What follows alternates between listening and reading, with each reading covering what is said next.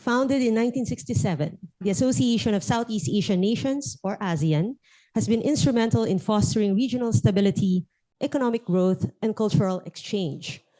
ASEAN has been able to do this through ASEAN Centrality, our topic for today. And it ensures that the organization, ASEAN, remains at the heart of regional cooperation, leveraging its convening power to bring diverse actors together while upholding consensus-based decision-making and mutual respect among its member states and dialogue partners. Today's conversation will focus on ASEAN Community Vision 2045, a roadmap developed by the ASEAN High-Level Task Force and set for launch in May 2025, next month.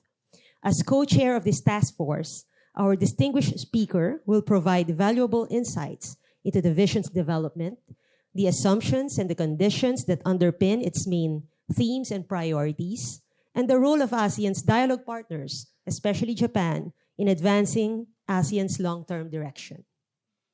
To formally begin our program, it is my honor to invite to the podium Her Excellency Mylene J. Garcia-Albano, Ambassador of the Republic of the Philippines to Japan, to deliver the opening remarks.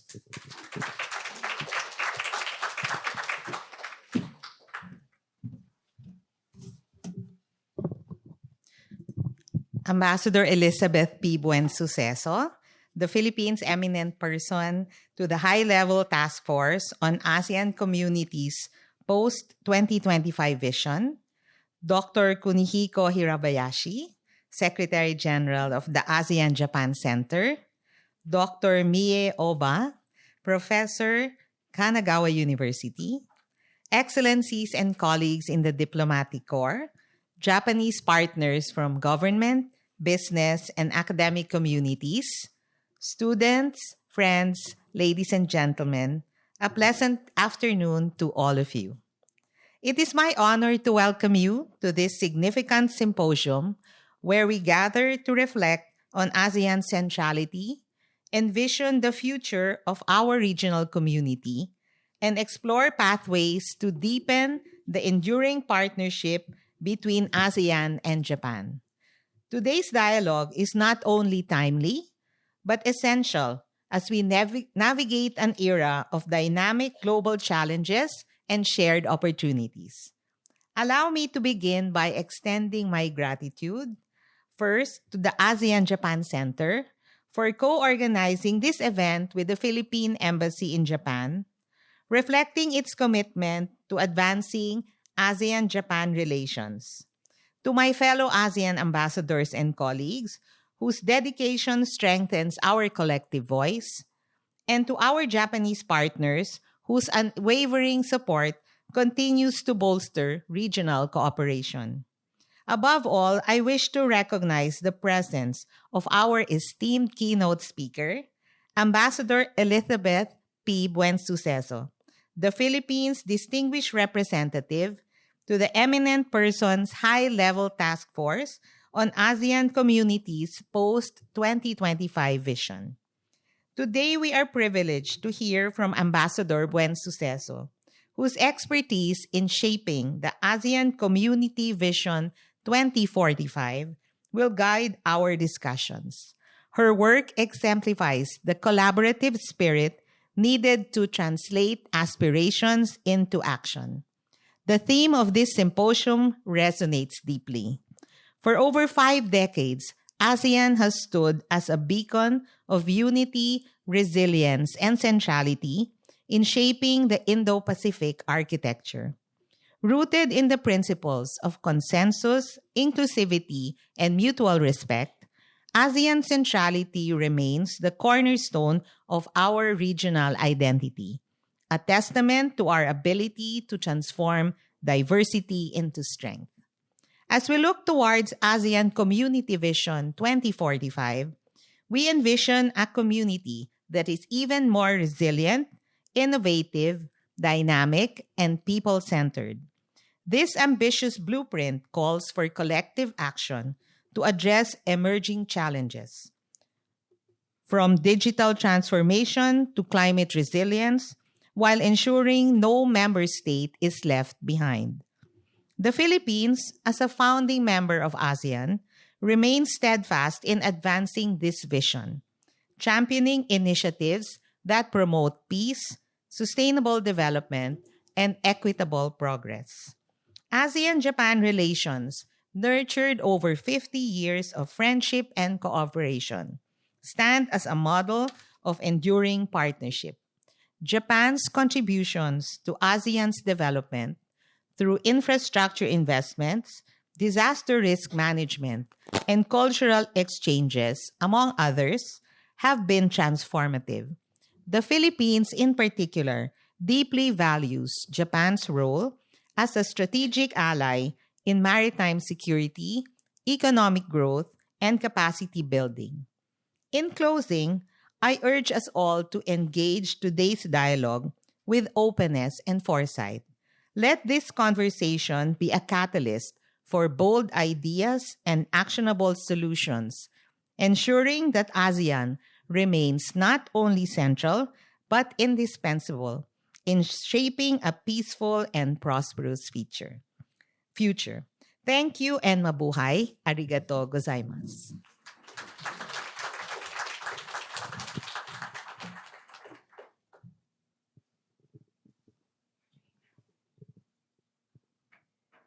Thank you, Ambassador Garcia-Albano, for your welcoming and insightful words. Now it is my honor to introduce our keynote speaker, Ambassador Elizabeth P. Buensuceso, the Philippines Eminent Person to the High-Level Task Force on ASEAN Community's Post-2025 Vision. Ambassador Buensuceso is a giant in the Philippine Foreign Service, having dedicated over 40 years to diplomacy. She has served in key roles in our Department of Foreign Affairs, including Undersecretary for Bilateral Relations and ASEAN Affairs, Permanent Representative to the Philippines Mission to ASEAN in Jakarta, and Philippine Ambassador to the Lao PDR and Norway, with concurrent accreditation to Denmark and Iceland. Her postings have also taken her to Brussels, Beijing, Singapore, and Hong Kong. Ambassador Buensuceso holds a master's degree in ASEAN Studies and has been a vocal advocate for regional cooperation. She is a recipient of the Philippines Presidential Grand Cross and has contributed significantly to ASEAN's initiatives, having chaired 6 ASEAN bodies, including the Committee of Permanent Representatives, and working on the establishment of the ASEAN Women for Peace Registry. Wow. She is also the author of the book ASEAN Centrality, an auto-ethnographic account by a Philippine diplomat, which she will talk about during her presentation. So ladies and gentlemen, please join me in welcoming Ambassador Elizabeth P. Buensuceso.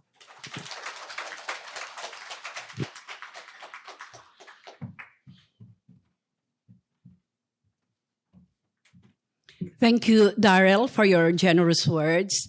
Darrell told you I've been with the Philippine Foreign Service for 44 years now.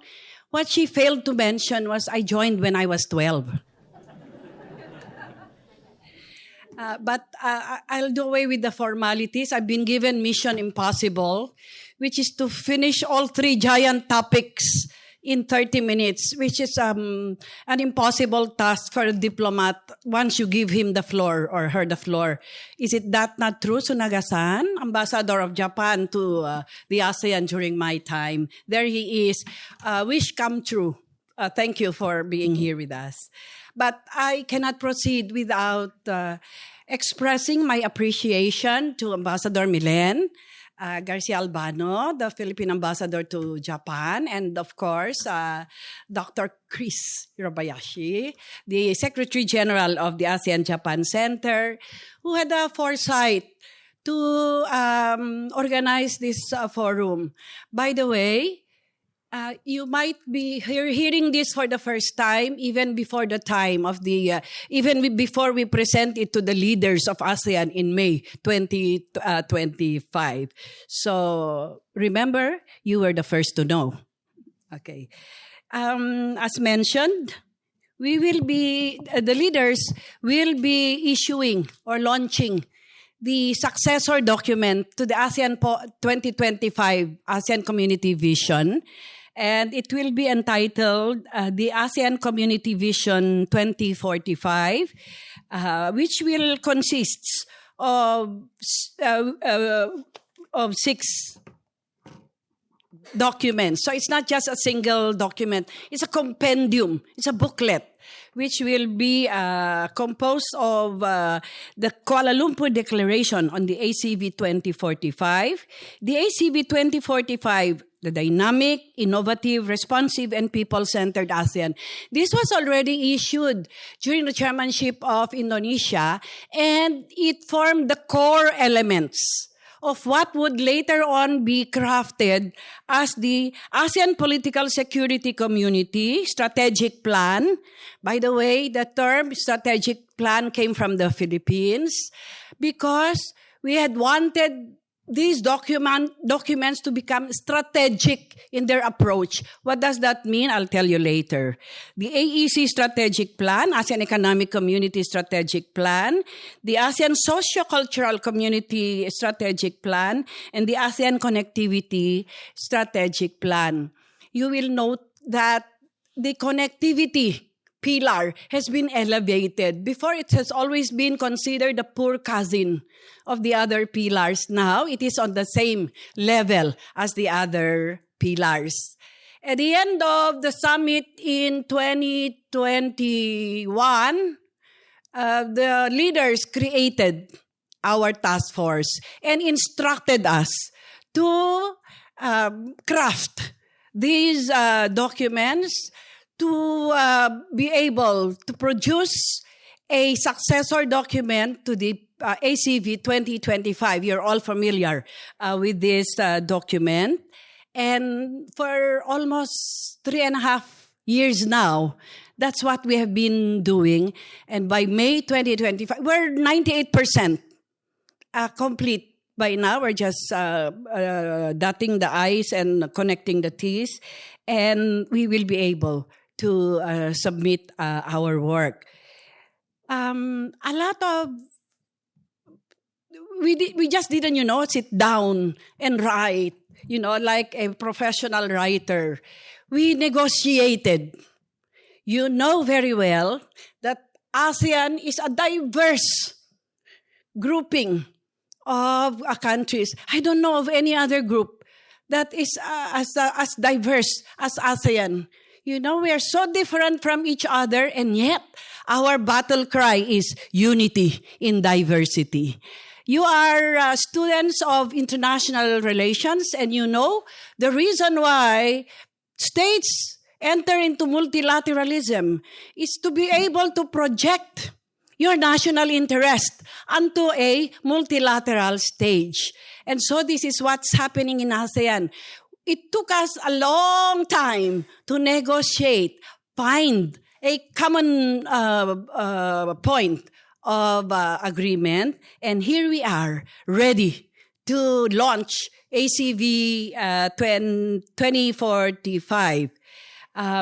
As I said, why are they called strategic plans? Because we had wanted to be strategic in our approach. If you go to the next slide, I'll show you the format. And there is a reason why the format is like that. We just didn't, do a haphazard document and put this thing and that thing here and there. We were very strategic in our approach. But before that, some of you might ask, why 20 years? When the world is so volatile, everything is changing all at the same time. Don't worry. We had just wanted to look as far as into the future as possible, but we made arrangements for each pillar to make adjustments as they see fit. So there's language inside the Kuala Lumpur Declaration that will enable the pillars to review their strategic plans whenever they deem fit. Okay, look at the format of this ACV 2045. They start with strategic goals. The goals describe what ASEAN wants to do for themselves and for their partners and for their peoples in the future. And then the objectives are subdivisions of those goals. They give you a picture of what we want ASEAN to be in the future. And then We have strategic measures to carry out those goals. And this is where I understand that more than 200 subscribers are online listening to us. And the last one, the activities to implement the goals.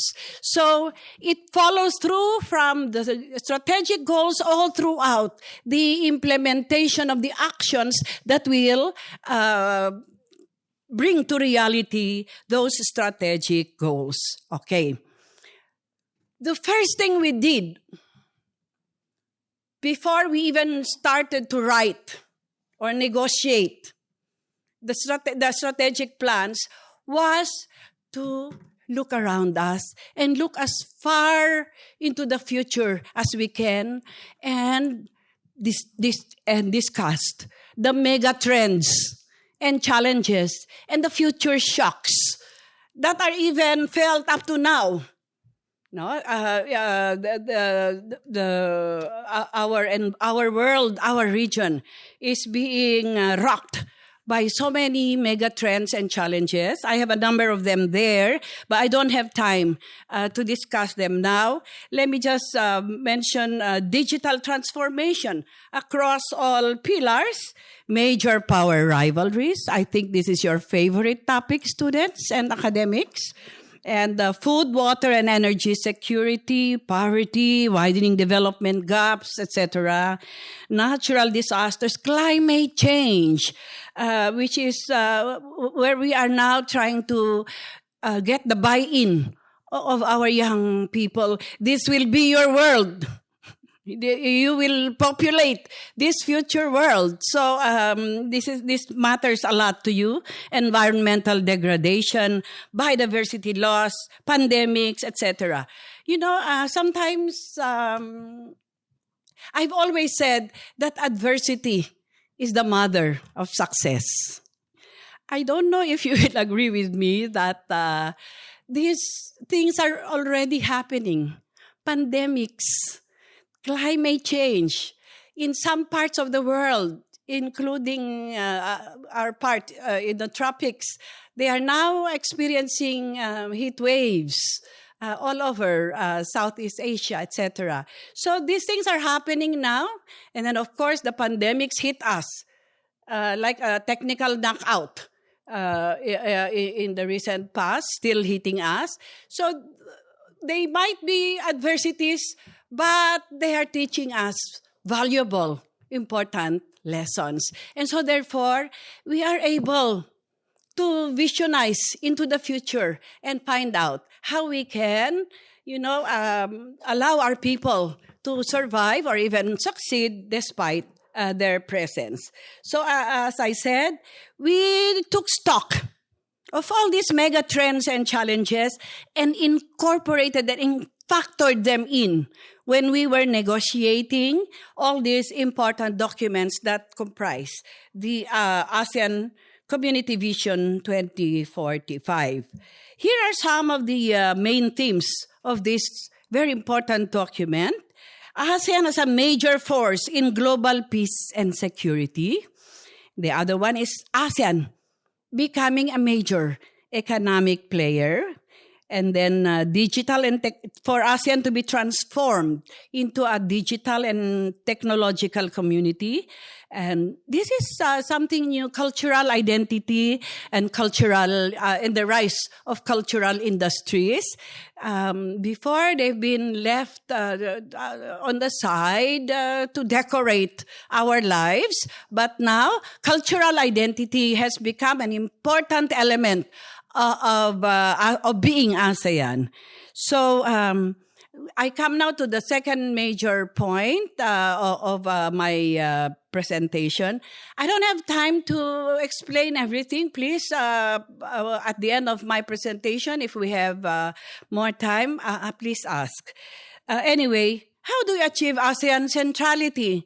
The problem is there is no formal definition or accepted standard definition of ASEAN centrality. But from my point of view, in my experience, how many years?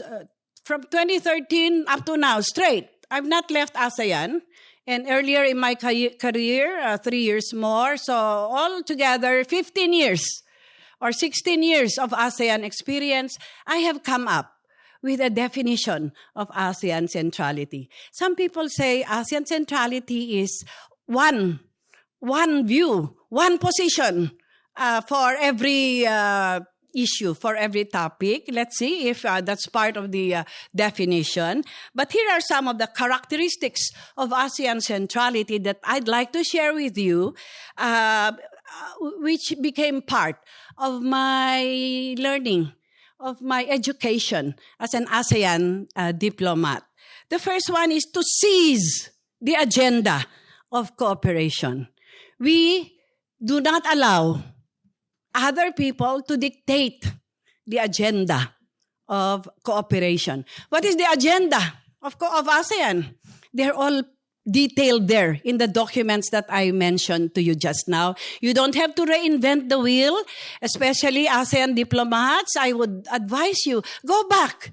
I don't want to use the expression, it's the Bible of the of ASEAN, but it is the wellspring of the ASEAN agenda. If you don't know what the ASEAN agenda is, go back. ASEAN Economic Strategic Plan.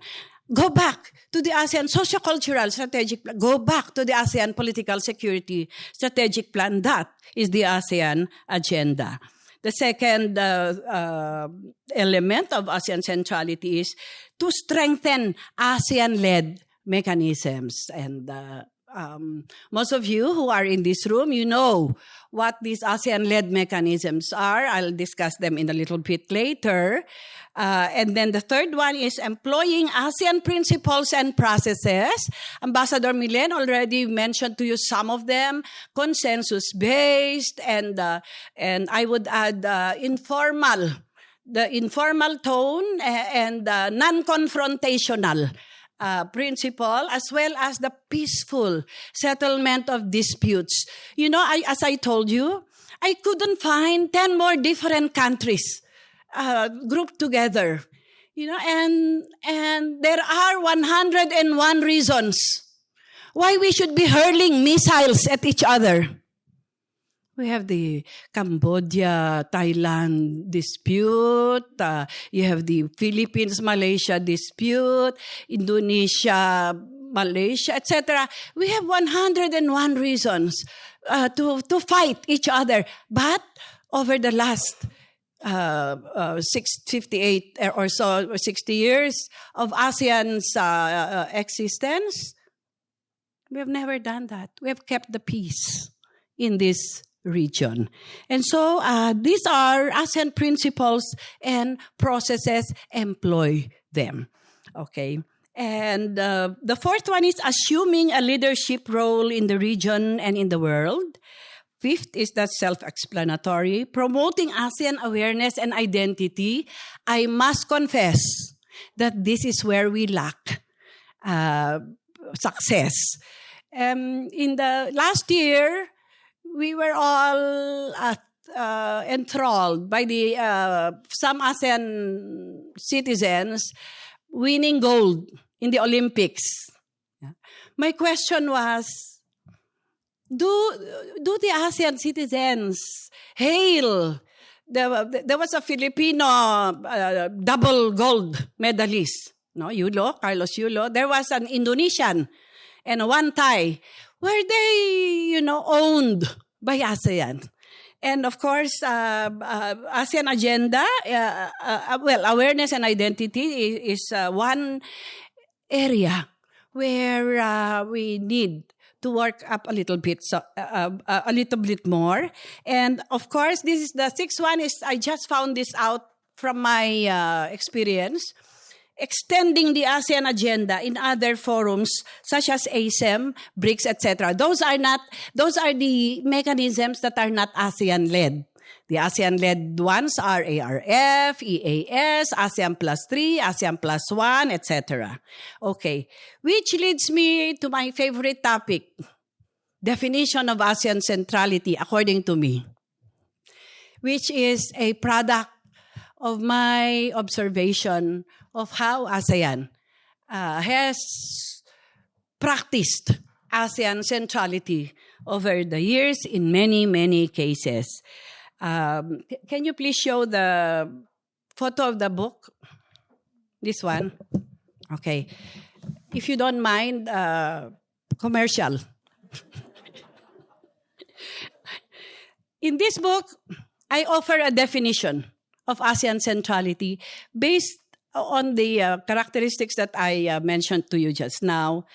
According to me, ASEAN Centrality is demonstrated in ASEAN's ability to deliver important achievements, especially through the office of the ASEAN Chair.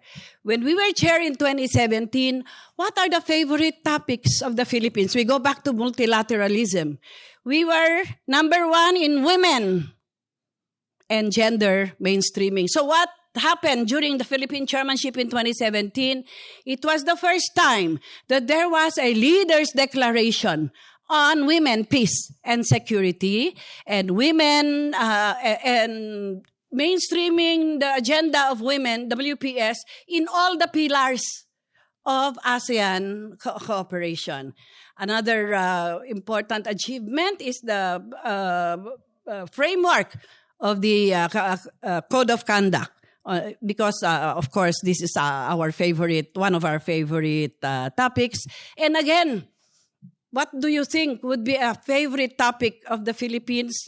National interest topic raised to a multilateral level, and it became a regional agenda. The problem or the issue of migrant workers. It took 10 years to negotiate. Sometimes it's even as difficult as negotiating South China Sea Code of Conduct.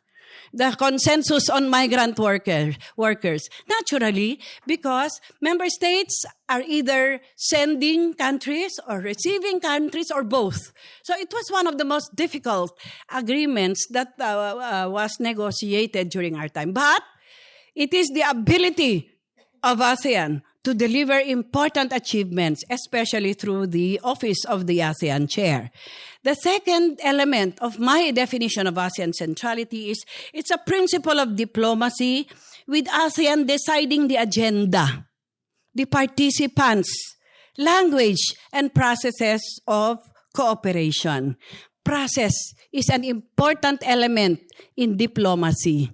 You might, just put it on the side and say it's not important. Even the venue is important. In the past, there was one external partner who wanted always to have the summit in their capital, but we said no. The venue is important. So diplomats like you would understand what I am referring to. Anyway, so much for my definition. You can ask questions later. I come now to the third. Madam MC, am I on time? Okay. Third element of this talk, which is ASEAN-Japan relations. I'm happy to... my name is Buensuceso. Buen means good in Spanish. Suceso is news. I bring you good news. ASEAN-Japan relations have been one of the, I would say, from my point of view, easiest and most successful dialogue partnerships ASEAN has had with an external partner, formally established in 1977, but informally started in 1973. You were not born yet during this time. Yeah? I'm looking at her because she looks like she's only 28. Okay. And it evolved to include heart-to-heart diplomacy, political, and security, because it started as an economic, the nature was economic in the beginning. And so it included political security, economic, finance, and socio-cultural cooperation. And Japan is now the fourth largest trade partner and fifth largest external source of foreign direct investments among ASEAN dialogue partners in 2023. So here is where we can conduct our cooperation ASEAN-Japan cooperation. For political security, we have the ASEAN-Japan at all levels. And I mentioned to you that my good friend, Ambassador Sunaga, he was a member of this ambassador's level in Jakarta. I call it the Jakarta Channel. Most people are not aware that there is a Jakarta Channel. In Jakarta, all the ambassadors they form committees or groups where the infant agreements are conceived and later becomes fully grown drafts to be issued by the ministers or the leaders. And so the ASEAN-Japan, meaning ASEAN plus one. No, it's just Japan and the 10, later on the 11. It has the levels of the ambassadors in Jakarta, and then the senior officials level, and then on to the ministers, ASEAN-Japan ministers level, and then the summit level. So that is what you often hear about, the summit or the ministerial level. But the real battle happens in Jakarta. Okay. ASEAN plus 3, meaning ASEAN plus the 3 East Asian countries, China, Japan, and Korea, Republic of Korea. And then the EAS. I think this is because it's the premier strategic forum for all areas of cooperation. For me, it was the most difficult to chair. So you have there that 10 minus 2, only 8 members, external partners of ASEAN. So can you imagine a forum? It looks like a mini Security Council. So you have the US, Australia, Japan, Republic of Korea, New Zealand, etc. And then you have India there in the middle. And then you have, did I already mention Japan? And of course, you have China and Russia. All in one meeting. You should, if you read my book, I have a very interesting anecdote there about how we come to a consensus in the EAS. But it's a very interesting forum. We also have the ASEAN Defense Ministers Meeting Plus, meaning ADMM Plus. And other platforms of cooperation under the economic pillar would be the ASEAN-Japan Comprehensive Economic Partnership, AJCEP agreement, and the AEM-METI Economic and Industrial Cooperation Committee, ASEAN-Japan Transport Ministers Meeting, etc. So under socio-cultural, you have Japan is the Genesis. You're all familiar with the Genesis. A lot of people are graduates of this very interesting and productive program. The ASEAN Coordinating Center for Humanitarian Assistance on Disaster Management, AHA, ASEAN Environment Cooperation Center, and I would add this one, ASEAN-Japan Centre. It's a very effective platform for reaching out to the grassroots to the leaders, to the summit level. This is where the voice of the grassroots can be harnessed and brought on to the summit level. Here are my suggested areas for cooperation. Actually, Japan is a comprehensive dialogue, a strategic comprehensive partner of ASEAN. What does that mean? It means that Japan is an important partner in all the areas of cooperation. Many people would think it's just in the economic or financial or investment part. But Japan, as you might have surmised by now, is an important partner in all the areas of cooperation. You can have your pick. I don't have time to mention all. I know them by heart by now because we negotiated them for 3.5 years now. But here are some of my favorites. To implement the synergies between Japan's free and open Indo-Pacific and ASEAN's AOIP enhanced cooperation and synergy. You might ask, I'm trying to guess now, how do you achieve ASEAN centrality in this rush to come up with individual and group Indo-Pacific strategies? If you noticed, there is now the emergence of so many IPSS. Some are disguised in other names like RSA or GSI, Global Security Initiative. But what did ASEAN do? It persuaded its external partners to find synergies between their specific Indo-Pacific strategy and the ASEAN outlook on the Indo-Pacific, AOIP. Do you notice one letter there that is a little bit different? There's the letter O to represent outlook. Why is that so?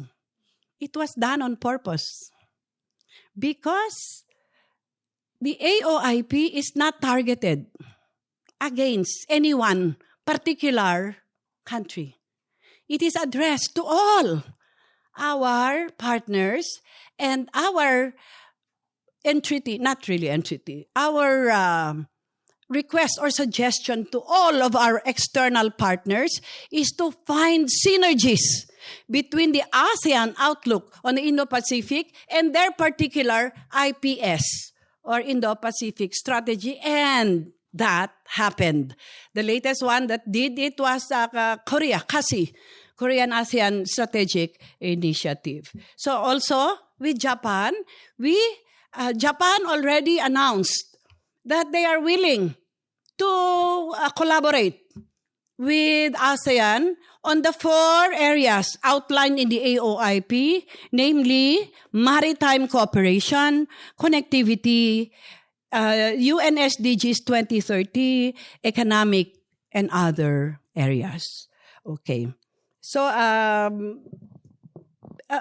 as I said, AOIP is non-confrontational. ASEAN.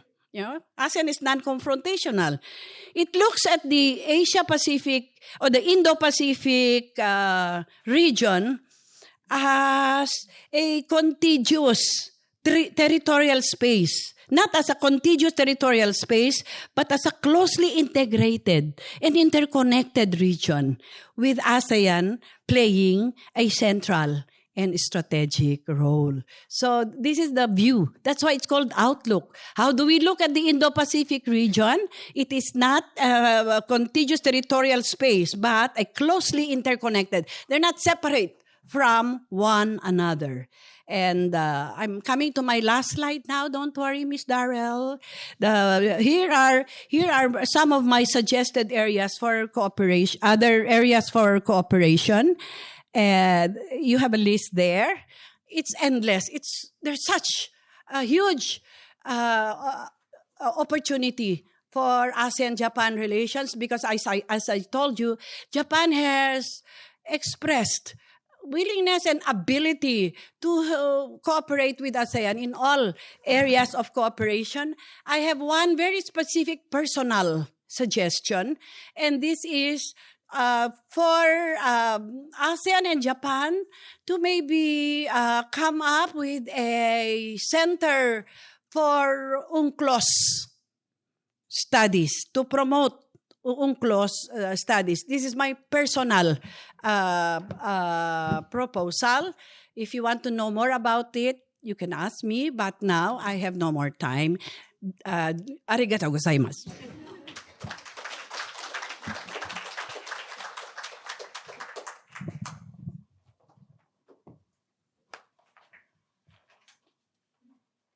Thank you, Ambassador Buensuceso, for that comprehensive and enlightening presentation. On time. And right on time. Thank you, ma'am.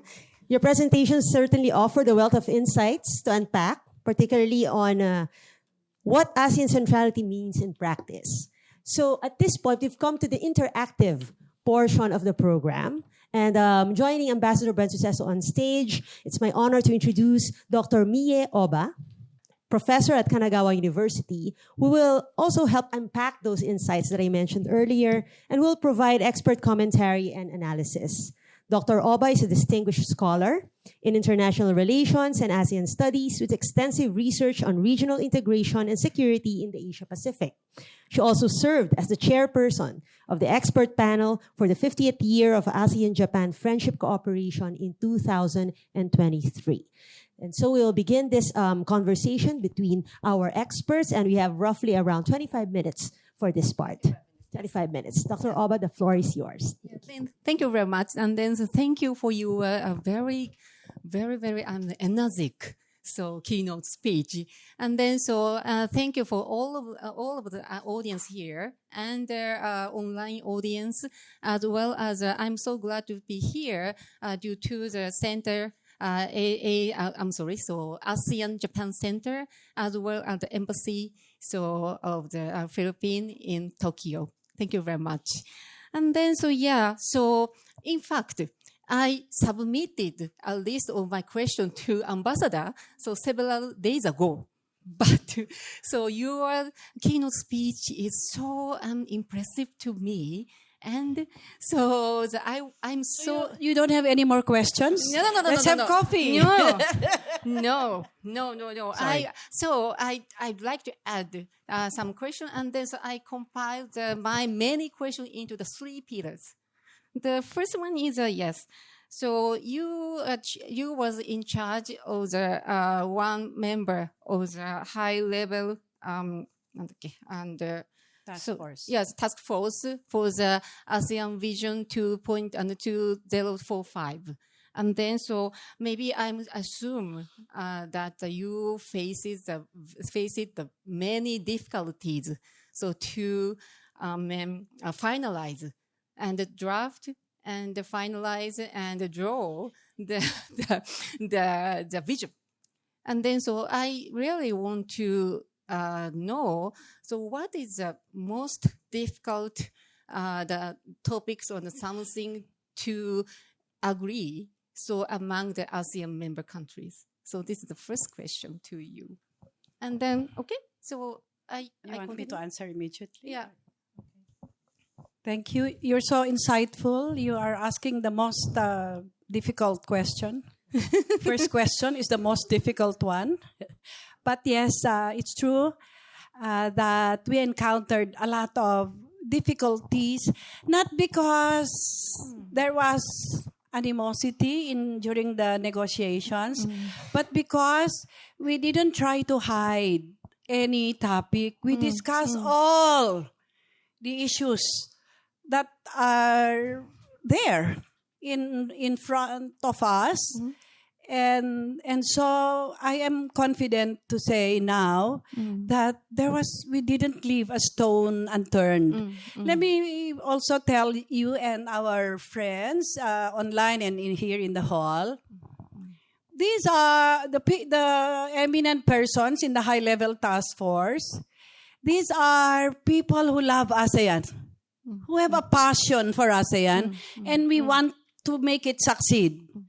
We have among our roster, 2 former secretaries general and former SOM leaders, former vice ministers. So these are people who have experience ASEAN diplomacy, who know the difficult issues, but who also know how to get out of those difficult issues without ignoring them or putting them on the side. And as you might have surmised, guess, what was the most difficult issue? South China Sea. It was only recently when we were able to finalize the paragraphs concerning South China Sea. Also, as I mentioned, the Philippine chairmanship issues, migrant workers, South China Sea, women, peace, security. Those are the most difficult issues, not just now, perennially. Those are difficult issues. But The most important thing to learn there is that, number one, as I said, we don't set them aside. We discuss them frontally. The second one is we find a consensus. Dr. Oba, you must have heard of the term least common denominator among ASEAN. Yeah? Have you heard of that? Oh, she had. I'm not very good in mathematics. Dr. Chris, are you good in mathematics? Little bit, yeah. Little bit. So I asked this professor, president of the UP Baguio. He's a professor of mathematics. I asked him, how do you add dissimilar fractions? Fractions that are so different from one another. How? Anybody here who knows how to add dissimilar fractions? You look for the least common denominator. Yeah? LCD. And therefore, one becomes a whole. Many people degrade least common denominator. For me, you shouldn't do that because it is how one member state of ASEAN becomes a part of a bigger group, which is ASEAN. And so therefore, our very difficult issues are not solved by just one member, but by the whole 10 ASEAN member states. Okay, so this is this is my honest personal assessment. Of course, migrant workers also very difficult. Women, peace, and security only because we wanted, like the Philippines. Oh, by the way, in the Philippines, we are still celebrating International Women's Month, not Day. So it's not an accident you have women on the stage. He was the minority just now. Because Ambassador Mylene is also a lady. No? Anyway, some member states wanted to separate the girls from the women. No? And some said, why do you have to separate? It's a perennial problem in WPS issues. At any rate, the most important thing is we have come to an agreement. And I must tell you, ACV 2045 is of course, it's the product of our hard work, is something to look forward to. Yeah, thank you very much. So we Japanese have to learn a lot about Philippines. So regarding the women equality, women and male equality, and the gender equality. And thank you very much. And then so the second question is that it's a little bit overlapped. You mentioned the leadership. So as one of the component. ASEAN leadership, ASEAN leadership is one of the components of the ASEAN Centrality. But on the other hand, so from my point of view, of course, so I'm a specialist of the ASEAN and the regional cooperation here.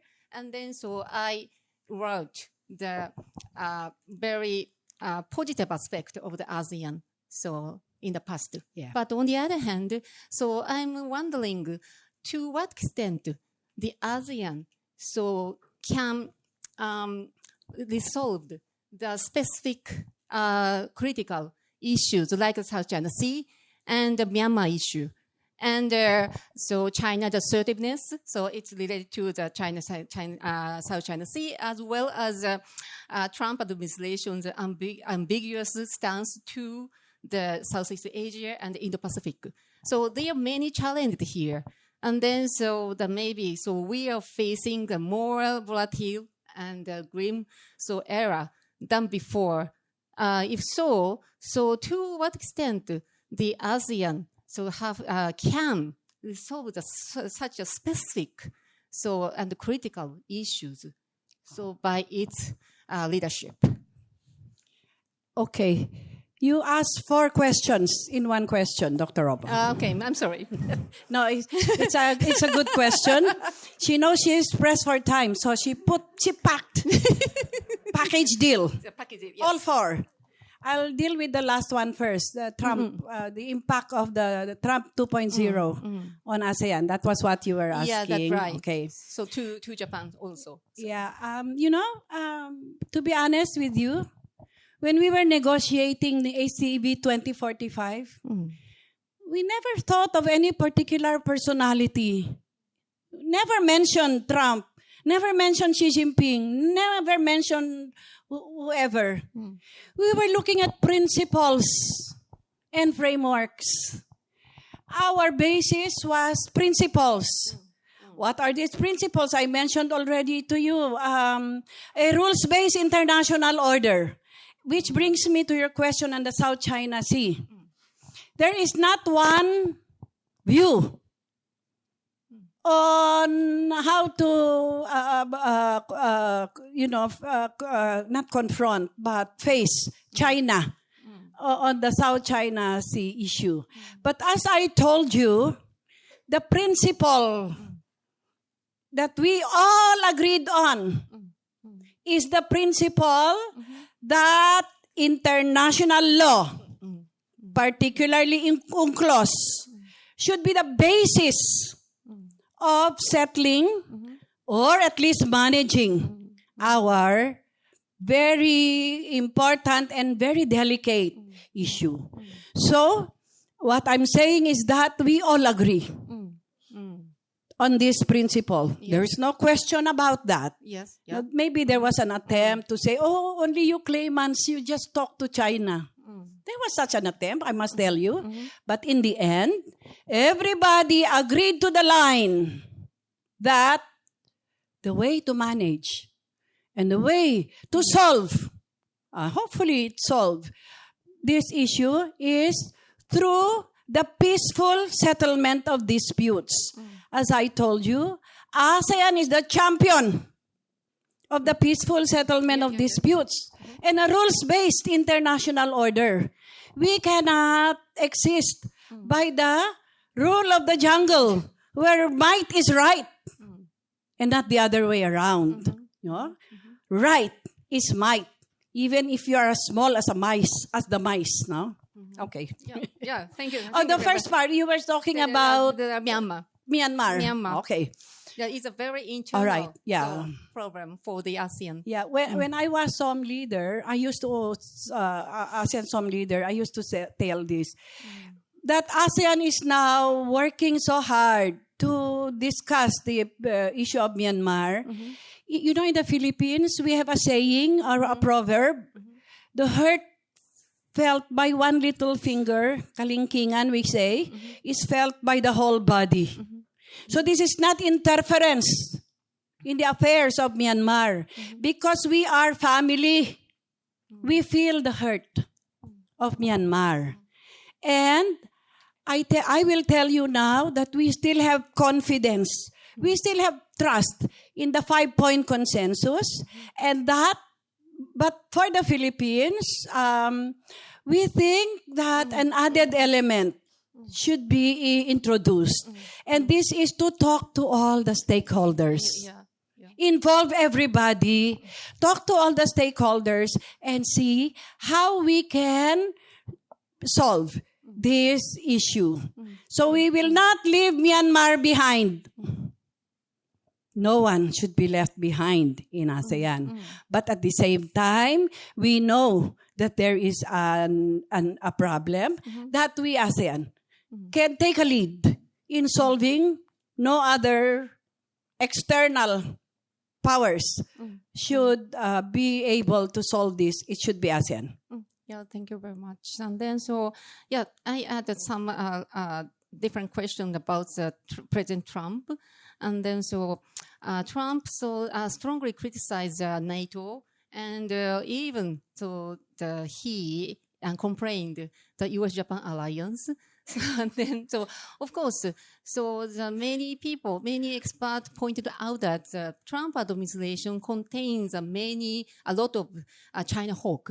And then, the Trump administration will to prioritize the Indo-Pacific as well as the strategic competition with China. And then, the administration will prioritize and regard the allies in the Indo-Pacific as very important partners. But so this attitude of the Trump administration is very ambiguous. So about the Indo-Pacific, including Japan and the Philippines. So yeah, your personal opinion or the viewpoint. Yeah. How do you think about how do you have the prospect on the Trump administration to the Southeast Asia and the Philippines and the Indo-Pacific? Okay.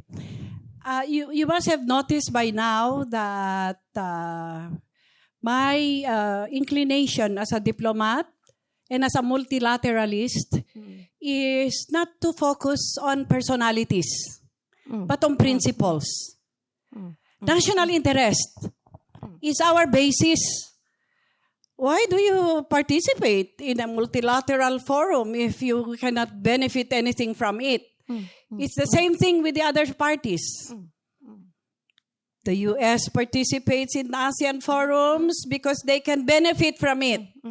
China participates in the ASEAN because they can benefit from it. ASEAN participates in all these forums because they benefit from it. As I was saying, my point is this can be discussed diplomatically, peacefully. And as I told you, when we negotiated this document, we were not looking at any personality. We're looking at ASEAN. What is our dream for ASEAN? For our children. In my case, my grandchildren. I don't know if I will have... We say in the Philippines, the grandchildren by the toe. Yeah, the grandchildren of your children. Anyway, this is our dream for our children and grandchildren. We don't look at personalities. We don't target any other country. We're just saying this is what we want for ASEAN. And if you want this too for yourself, you want to share in this vision, then come and join us. We will partner together. So we don't look at, you cannot really avoid talking about, especially political scientists, they talk about personalities and this move and that move. We talk about principles. We talk about national interest. We talk about what is good for our people. And if you agree with me that this move is good for your children and mine, then we go as partners. Yeah, thank you very much. But from my point of view, the characteristics of the Trump administration is not due to only the personality. So it's a long trend of the U.S., so United States, so domestic and international policies.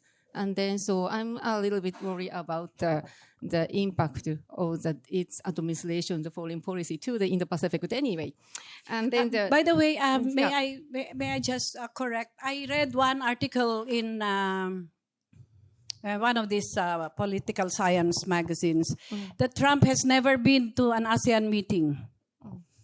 That's not correct.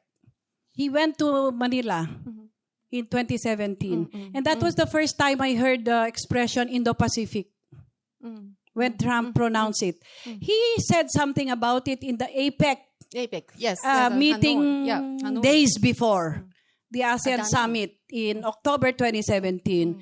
But it was there during the ASEAN-US Forum that he elaborated on the Indo-Pacific strategy of the US. Also, we asked the US, can you find synergies between the US IPS and the AOIP of ASEAN? And they have agreed. So this is what I'm saying. Principles, frameworks, and our vision for ourselves and our children. Yeah, thank you very much. So then, so there are many challenges around us. So and then to have to overcome. Yeah. And then, so the last question last question is about the prospect of the Japan-ASEAN and the Japan-Philippine cooperation. So according to the State of the Southeast Asia 2024 issued in the last year by the ECS, the Yusuf Ishak Institute. So the Japan's trust rate, so among the ASEAN countries, ASEAN leads, is so high. And then so many people pointed out that the Southeast Asian people now believe the ASEAN, Japan. And then so, yeah, I'm so proud of this report. But on the other hand, so from the Japanese point of view, Japan's presence, so in the Southeast Asia is declining. So compared to the past. So for example, so you mentioned the Japan's position regarding the economy, the investment and trade partner. So in the past, Japan used to be the top of the top economic partner of the Southeast Asia. So, but now it's the fourth of the trade partner and the fifth source of the FDI among the ASEAN countries. And then so you emphasize the importance of the Japan-ASEAN cooperation. I'm so glad to hear that. So, but on the other hand, so what do you think about prioritizing areas so in which Japan and the ASEAN have to promote cooperation? Mm-hmm. So do you want to, as Japan as options for the economic partners, so like the FDI, so the source of the FDI or the trade partner, or do you expect Japan to take a more active role in the security and the defense area? So how do you think about these topics? Okay. As I mentioned, Japan is now a comprehensive strategic partner of ASEAN. And that means to say they have substantive relations in all the pillars, including connectivity. By the way, I would like to politely disagree with you that Japan's role in ASEAN is declining because it is present in all the pillars. In the past, maybe Japan was just viewed as an economic partner of ASEAN. But now, it is present in all the pillars, especially among the young people, as I said. And Japan's emerging role as a climate change champion is not lost on us. By the way, the leaders of ASEAN issued the role of youth as climate change champions. And I invite the young people of Japan to participate in translating that leader statement into implementable actions. And also, I would like to recognize the role of centers of excellence like the ASEAN-Japan Centre. The area, by the way, is not your competitor, Dr. Okay, no, not your competitor. Oh, okay. No, I'm just joking. The role of such centers of excellence in bringing Japan as a reliable and efficient partner of ASEAN. So you ask me which role or pillar should be given priority. I don't have a choice because I see potential in all the four. Connectivity. Japan has always been a partner of smart infrastructure, which is one of the pillars of the connectivity. It used to be called Master Plan on ASEAN Connectivity. Now it's called Strategic Plan for ASEAN Connectivity. Japan has always been a good and trusted partner in the socio-cultural pillar, as I mentioned, the participation of youth, and also in climate change. You must have heard of this initiative of the carbon emission, zero emission initiative. And in that way, Japan Japan's role is not declining. It is growing horizontally. No? So it has diversified its role in the relationship with ASEAN. Maybe your next question is on the military security? Yes, that's right. So military security, and then I'm watching your face, and you're going to ask that one. Yeah. You will not let this chance go by. Can you complete your question, please? Yeah, thank you very much. And then, so I understand that Japan's role in the Southeast Asia is being diversified than before. So in the past, so Japan was only focused. So as an economic power in the Pacific and Asia Pacific and Southeast Asia, but now Japan should be the more comprehensive power so in the Pacific. Yeah, thank you very much. And then, so maybe, so the time's up. But I'll answer that question. Sure. Yeah. Give me 1 minute. Because it's a beautiful question. Because most academics, most journalists, they talk about power competition, etc. in this region. As I told you, we don't look at power competitions.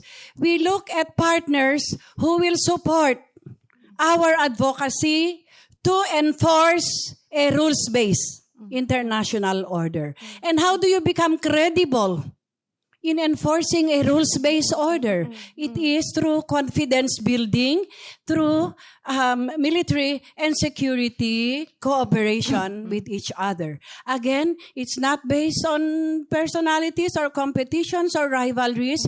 It's based on who can support ASEAN in enforcing a rules-based international order based on international law. And if you're talking about maritime security, you're talking about UNCLOS. Arigato. Thank you very much. Please, if we may ask our experts, Ambassador, to please stay on stage because we will open the floor. We've come to the exciting part of the program. I thought I was off the hook. So maybe you forget. So we're done with the easy Q&A. So we're opening the floor for questions from our in-person participants and also from our online participants. So if you have any question, does anybody have a question? Or maybe to give you time to gather your thoughts. We have some questions that we received online. And I think both our experts can weigh in on these questions. The first one is, how can the youth advocates contribute to the implementation of the goals of the ASEAN Community Vision 2045? Are there platforms where young people from ASEAN and Japan can engage in cross-border collaborations to address shared challenges like food, water, and energy insecurity? So maybe Ambassador, you have some insights on this. Or Dr. Oba. It's a question to you. Very good question. I anticipated that because I heard that we have over 200 young people and also young ones like me who are online. And, one of the lessons we drafters of this new ACV, ASEAN Community Vision, is the buy-in from our grassroots society. Because ASEAN has been criticized as a government-only organization and not really much involvement from the grassroots level. And that was what we were very careful to consider in this new document. And so therefore, I forgot to tell you that during all these 3.5 years that we were drafting the ACV 2045, we consulted our stakeholders. And one of the groups that we consulted with was the ASEAN Youth Commission. And from the ASEAN Youth Commission, we learned about how interested they are to become part of the discussion. And sure enough, if you study all the 4 strategic plans, there is something for the young people in all the pillars. For example, under ICHAR in the political security pillar, there is a youth debate. And if you are interested, I'll get you connected to them. I know because while waiting waiting in the wings to become Vice Minister for Political Security myself, the current minister was still there, so I couldn't push him. No, just a joke. I was waiting in the wings. I became ICHAR representative. So there's a debate, lively debate among private school and public school universities about human rights. You won't believe this, but they were debating about human rights among young people under the ICHAR. And of course, Genesis. I don't have to tell you about Genesis. It has garnered a lot of friendships that lasted for years. I know that there is an association in the Philippines of Genesis graduates, alumni association of Genesis graduates, etc. So, yes, in all the pillars, there are platforms. But if you really want to look for a specific platform, the ASEAN Foundation, that's based in Jakarta, one of the Jakarta Channel institutions, is our CSO, civil society platform. You can connect with them. Of course, can I point them to you, Dr. Hirabayashi, to also contact you if there are good proposals for connecting with the ASEAN Youth. But there is an ASEAN Youth organization. You talk to them. Okay, very good. See, there they already have. Please go see him. Yeah. So I want to add one point.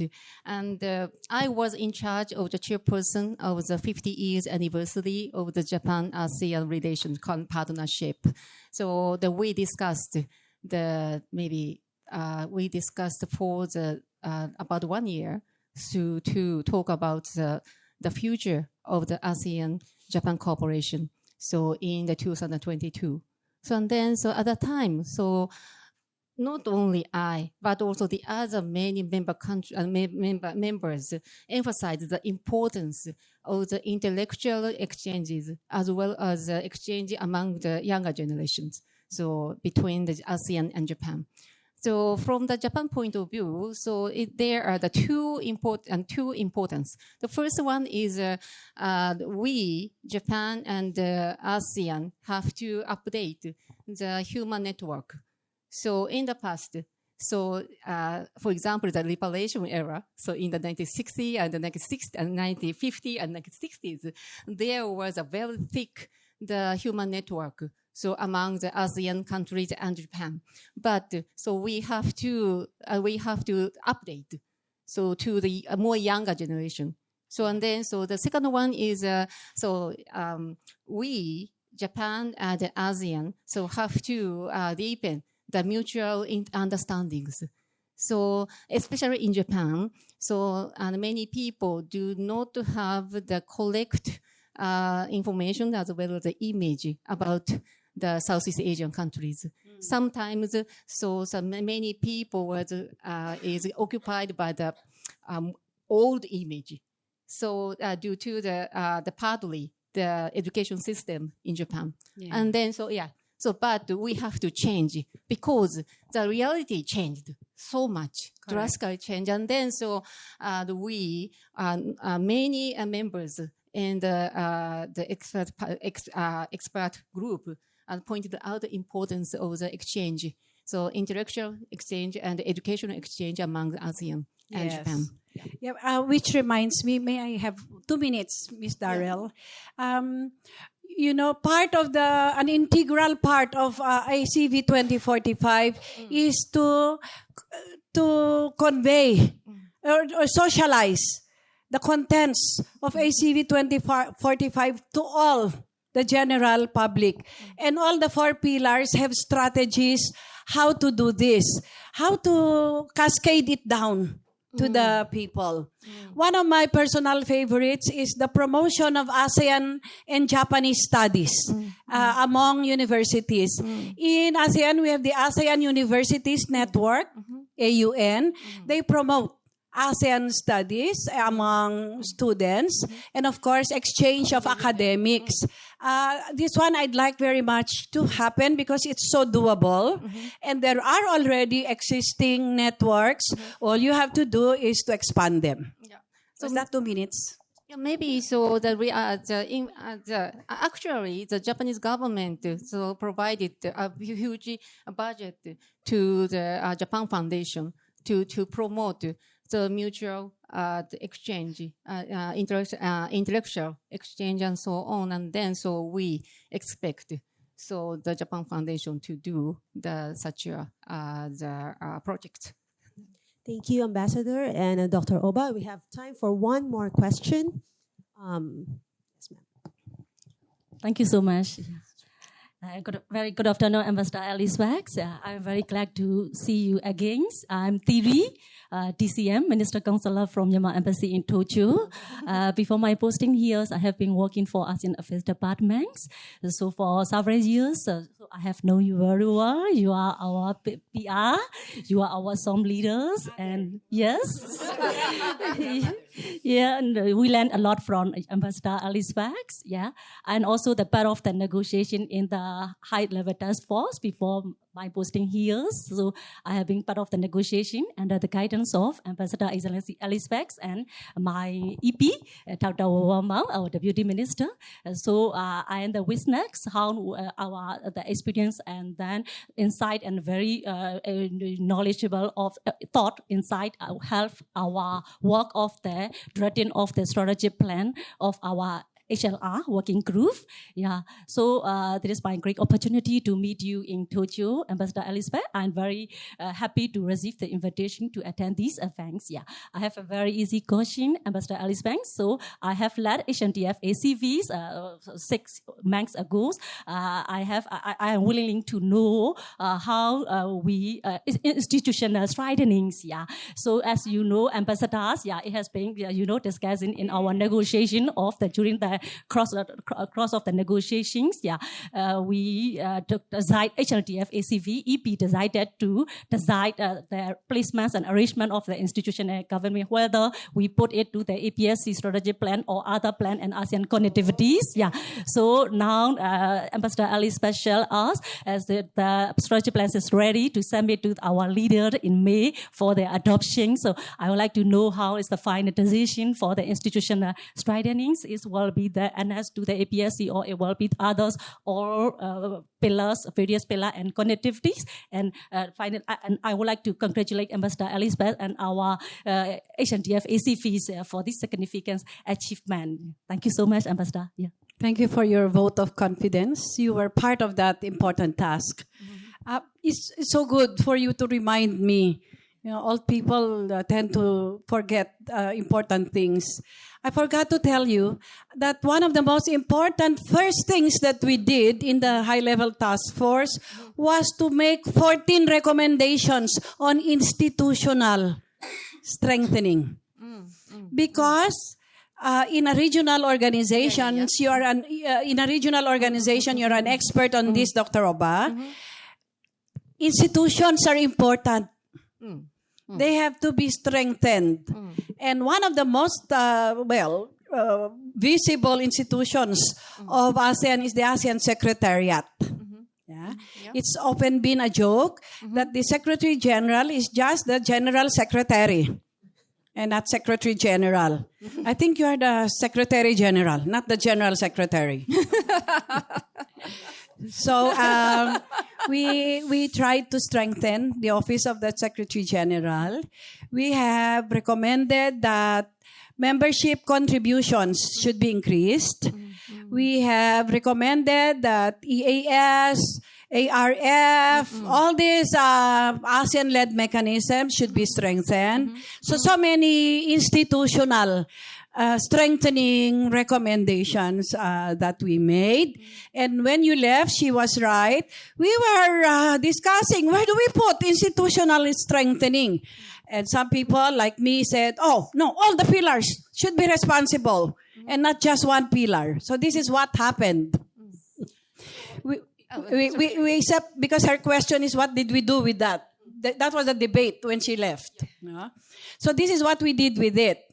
Those institutional strengthening measures that have to do with ministries of foreign affairs, they remain with the APSC pillar as an additional strategic goal. Now, those institutional measures that are specific to the pillar, they remained with the pillar. For example, how to raise funds for ASEAN. Economic pillar has a different idea. PPP, public-private partnership. Political security pillar said no. Membership contribution should be the source of funding, etc., etc. No? Sociocultural has another idea. So what we did was specific to the pillar, we retain them to that pillar. But the bulk of it stays with the political security pillar because we control ministries of foreign affairs control most of those CPR and all those institutions. So, and sorry, I relate to this question. So I have one question to you. So in the high-level task force, did you talk about the revision of the consensus and a majority rule? So introduction, the majority rule. Let me just clarify a few understanding about the word consensus. For me, it's the most maligned word in ASEAN. People think of consensus as a bad thing. But for me, consensus is a good word. Why? Because if you have consensus, there is buy-in. They own the concept. They own the institution. They own ASEAN. And so, they are more likely to implement it. Okay. The second misconception about consensus is that it is flat all throughout. In the economic pillar, you can already proceed with 6. People, ASEAN 6 member, ASEAN minus 4 is 6, so you can already implement. Do I have one time for a little anecdote? I'll give you an anecdote. But please don't report me. The agreement, the treaty on the trafficking of persons, especially women and children, we were the 6th one to ratify it. Meaning to say, it was going to be enforced after the Philippines ratified it. I received my instructions in February. But I didn't give the instrument of ratification quickly. You know why? Yeah. I counted the number of days. So that when I submitted the instrument of ratification, it becomes in force after 30 days. I made it a point that it comes into force on International Women's Day. Because it's about trafficking, against trafficking of women and children. Don't report me to my minister. That I delayed the transmission of the ratification treaty. I mean, there are instances when we don't have to have a complete consensus. But when it comes to the integrity of ASEAN, we need to have a consensus. We have to go together. Thank you very much. Thank you, Ambassador Beth. Can we give a round of applause to Ambassador Buensuceso and Dr. Mie Oba for that wonderful, engaging conversation. We've learned so much from the two of them, especially on the inner workings of ASEAN. So we leave this room with a greater appreciation of ASEAN and the diplomats and the stakeholders who continue to contribute to its success. So we've come to the end of the program, and so may I invite Secretary General Kunihiko Hirabayashi to deliver the concluding remarks.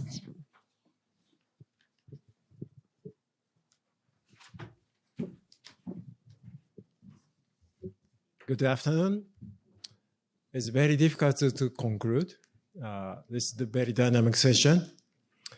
And I really warmly thanks Her Excellency Ambassador Good News, Buensuceso, and also Professor Oba, Dr. Oba, and also Her Excellency Ambassador Mylene Garcia-Albano. Thank you very much. And thank you very much for embassy colleagues and expert, and Mr. Tsunaga. And he is also former Japanese ambassador to ASEAN. And he is one of the most influential person in this area. But topic is very complicated. However, she grasps all elements of complexity is very meaningful and easily to understand by your warm heart, passion, and also strong sense of responsibility. And in the current world, you challenge me about mathematics. I try to quote some mathematics. There's so many big prime number can never be divided. 1, 1, 1, like 130, something like that. So prime number, if try to find a synergy, it's not easy. But if we turn into prime factor and find least common multiple, meaning we can be more united world, meaning 1 + 1 more than 2, 3, 4, 5. This is the way ASEAN is looking for. And the vision, new vision, definitely is our beacon for the society in our region. The Philippine wisdom, like Madam Good News already show us, so deeply grounded in empathy. She never forget about any members of this society, women, most vulnerable population, migrant, refugees, disabled person. And to solidarity. Maybe we are different, but the difference can be stronger. And also inclusivity. This is the most important part. Diversity, if no inclusivity, can be more vulnerable. So inclusivity is very important. Those Filipinos' wisdom offers not only ASEAN, but also Japan and beyond, and the wider Indo-Pacific. But this is very important. ASEAN and hopefully Japan. I'm very strong advocate Japan join ASEAN formally. However, this Indo-Pacific region can be a model for human-centered cooperation. But let us awake from this afternoon, not only informed, we are all listening, but also inspired to build bridge rather than walls, to lead with purpose, not the pride, and to always place our shared humanity at the heart of every step forward. We, ASEAN-Japan Centre, promise and also committed Japan can be a more widespread cooperation hub for ASEAN, Japan, and Indo-Pacific, as people mentioned, as Ambassador mentioned, across the generation, focusing on most vulnerable and forgotten person. Inclusivity is our key word. And the green, smart, not only digitalization, but the inclusive digitalization is a key for more peaceful one. So thank you very much, and may this be beginning of many more meaningful conversations to come. and Maraming Salamat, Mabuhay, and thank you very much. ありがとうございました。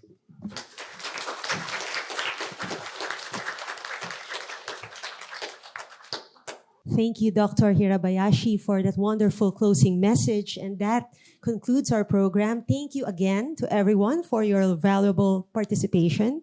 And a special thank you to our gracious host and partner, the ASEAN-Japan Centre, for its steadfast cooperation and support.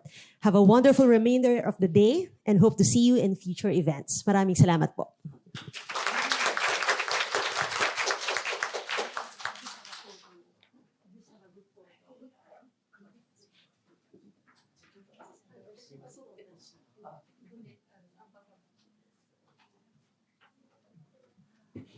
I have forgotten how to write with longhand.